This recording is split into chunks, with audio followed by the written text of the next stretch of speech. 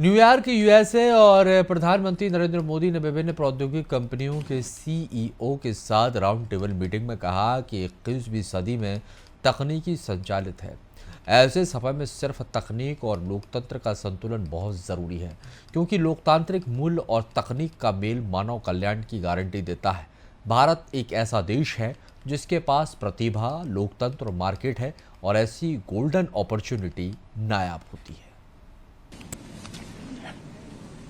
पिछले साल जब मैं वॉशिंगटन आया था तो मैंने टेक हैंडशेक एक कार्यक्रम में शामिल हुआ था और उस समय भी आप से कुछ साथियों से मिलने का मौका मिला था।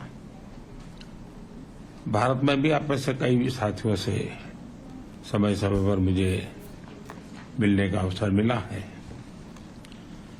आज एक साल बाद मैं दुनिया के बड़े बड़े जो इनोवेटर्स हैं उनके बीच अपने आप को गर्व महसूस कर रहा हूं कि मैं आप सबके बीच आज बैठा हूं।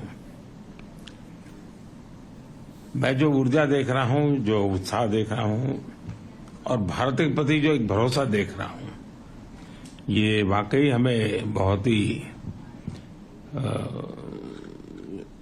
सुखद लगता है, क्योंकि जब आप जैसे एक्सपर्ट लोग कोई बात बताते हैं बदलती हुई दुनिया के विषय में और भारत की संभावनाओं के विषय में, तब भारत में भी एक नीति निर्धारण में हमारा विश्वास बढ़ जाता है। कुछ चीजों का सुझाव भी आपने दिया है, मेरी टीम ने सारी चीजों को नोट किया है, क्योंकि हम चाहते हैं कि आप जिस दुनिया में काम करते हैं और आप जिन दुनिया को अच्छी तरह जानते हैं और जिसका भविष्य भी आपको अनुमानित है, और तब आपके सुझाव आते हैं, वो सुझाव बड़े वैल्यूएबल होते हैं। आपके अनुभव मेरे लिए बहुत अहम है और इसलिए मैं भले ही टाइम छोटा रहा होगा तो कम रहा होगा, लेकिन उस महत्वपूर्ण बातों को बहुत तवज्जो देता हूं, उसको बहुत बड़ा स्वाद देता हूं और हम उस पर ट्रस्ट भी करते हैं। पिछले दशक में Bharat reform, perform and transform इस मंत्र को लेकर के आगे चला है और पिछले दिनों का अनुभव से हमें लगता है कि इसमें हम गति जितनी ज्यादा बढ़ाएंगे, उसका फलक जितना ज्यादा हम विकसित करेंगे और जरूरत के आधार पर हम रिफॉर्म को बल देंगे, तो शायद हम और अधिक परिणामकारी होंगे। तो हमारा ध्यान इन दिनों उन बातों पर ज्यादा है। आज का भारत एम्बिशियस सपने देखता है और उन्हें पूरा करने का भरसक प्रयास भी करता है। आज भारत विश्व की 5वीं सबसे बड़ी इकोनॉमी है,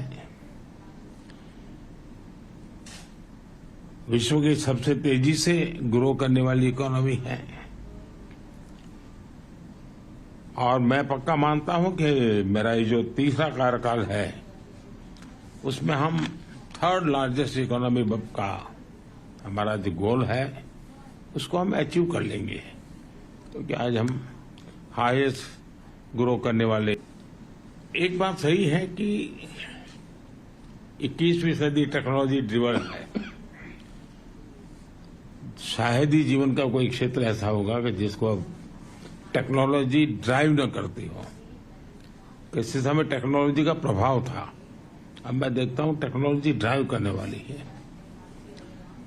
लेकिन ऐसे समय में सिर्फ टेक्नोलॉजी